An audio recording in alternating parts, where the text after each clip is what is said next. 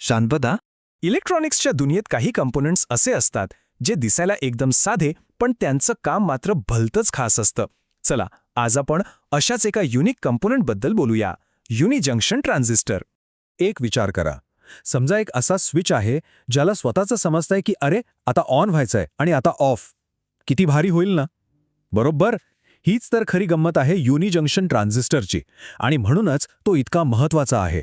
ठीक आहे, मग हा नक्की आहे तरी काय प्रकारचा ट्रान्झिस्टर?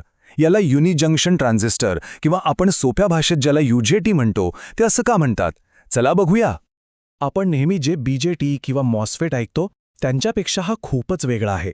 याचं नावच बघा ना, युनि जंक्शन म्हणजे एकच जंक्शन, आणि त्याची सगळी ताकद, सगळी खासियत याच एका गोष्टीमध्ये दडलेली आहे, त्याच्या साध्या सरळ फक्त एका PN जंक्शनच्या रचनेत. चला आता जरा या UJTच्या आतमध्ये डोकावून पाहूया. म्हणजे त्याची बनावट कशी आहे आणि आपण जेव्हा सर्किट्स डिझाईन करतो तेव्हा कागदावर किंवा सॉफ्टवेअरमध्ये त्याचं चिन्ह कसं दिसतं, हे दोन्ही गोष्टी समोरासमोर ठेवून समजून घेऊ. आता इथे बघा, डावीकडे आहे त्याची खरीखुरी रचना आणि उजवीकडे त्याचं सर्किट सिम्बॉल. रचना अगदी सोपी आहे. एक छोटासा P टाईप सेमीकंडक्टरचा तुकडा आहे ज्याला आपण एमिटर म्हणतो, आणि तो एका मोठ्या N टाईप सेमीकंडक्टरच्या पट्टीवर बसवला आहे. या पट्टीला दोन टोकं आहेत, बेस 1 आणि बेस 2. बस एवढीच आहे याची साधी पण अत्यंत प्रभावी रचना. आता आपण वळूया UJTच्या सगळ्यात मोठ्या रहस्याकडे, त्याची सुपर पॉवर म्हणता येईल अशा एका गोष्टीकडे. ही एक अशी संकल्पना आहे जी त्याला बाकी सगळ्यांपासून अक्षरशः वेगळं बनवते. UJTला समजून घ्यायचं असेल तर आधी नेगेटिव्ह रेझिस्टन्स ही थोडी विचित्र वाटणारी आयडिया समजून घ्यावी लागेल. बघा, साधारणपणे काय होतं, व्होल्टेज वाढवलं की करंट वाढतो, अगदी साधं आहे. पण नेगेटिव्ह रेझिस्टन्समध्ये एक असा पॉइंट येतो जिथे व्होल्टेज अजून वाढवलं तर करंट वाढण्याऐवजी चक्क कमी व्हायला लागतो. हो, बरोबर ऐकलत, करंट कमी होतो, आणि हेच UJTचं सगळ्यात मोठं वैशिष्ट्य आहे. हा जो ग्राफ आहे ना, तो UJTची पूर्ण कहाणी सांगतो. इथे आपण बघू शकतो की जसं जसं आपण एमिटरला व्होल्टेज देतो म्हणजे Y अक्षावर वर जातो, तसतसं करंटवर म्हणजे X अक्षावर काय परिणाम होतो. सुरुवातीला बघा सगळं शांत आहे, करंट हळूहळू वाढतोय. पण मग एक असा पॉइंट येतो जिथे सगळी जादू घडते. या ग्राफवरचे महत्त्वाचे टप्पे बघूया. सगळ्यात आधी येतो पीक पॉइंट. हा तो ट्रिगर पॉइंट आहे जिथे UJT एकदम ऑन होतो, आणि तो ऑन होताच काय होतं तर तो निगेटिव्ह रेझिस्टन्सच्या भागात प्रवेश करतो, म्हणजे त्याचा रेझिस्टन्स धडाखन कोसळतो. मग तो व्हॅली पॉइंटला येऊन पोचतो जिथे तो पुन्हा ऑफ होतो, आणि त्यानंतर आहे सॅच्युरेशन रिजन जिथे तो पूर्णपणे ऑन असतो. तर हा जो पीक पॉइंट ते व्हॅली पॉइंटमधला प्रवास आहे ना, जिथे रेझिस्टन्स कमी होतो, तीच खरी गंमत आहे. ठीक आहे, तर ह्या निगेटिव्ह रेझिस्टन्सचं करायचं काय, याचा उपयोग काय? तर सगळ्यात महत्त्वाचा मुद्दा हा आहे की याच खास गुणधर्मामुळे आपण एक अतिशय साधा पण तितकाच विश्वासार्ह टायमर किंवा ऑसिलेटर सर्किट बनवू शकतो.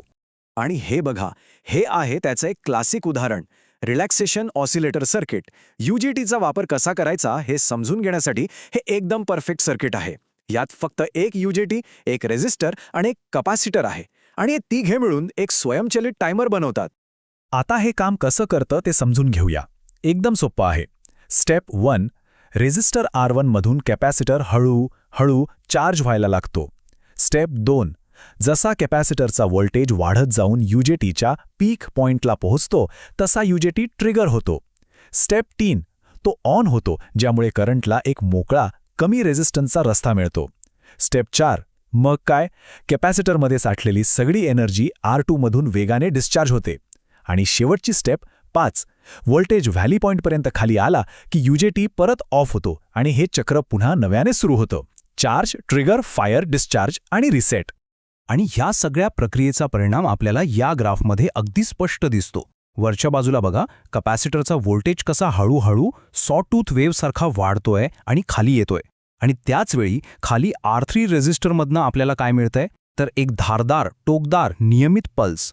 म्हणजे बघा, एका संथ हळूवार चार्जिंगचं रूपांतर एका जलद आणि अचूक सिग्नलमध्ये झालं. हीच UJTची खरी कमाल आहे. तर मग या सगळ्यातून आपण काय शिकलो? मुख्य मुद्दे काय आहेत? 1, UJT हा एक व्होल्टेज कंट्रोल्ड स्विच आहे. 2, त्याचा जो निगेटिव्ह रेझिस्टन्सचा गुणधर्म आहे त्यामुळे तो अचानक ऑन होऊ शकतो. 3 ह्याच कारणामुळे तो टायमिंग सर्किट्स, ऑसिलेटर्स आणि ट्रिगर सर्किट्ससाठी एकदम परफेक्ट आहे.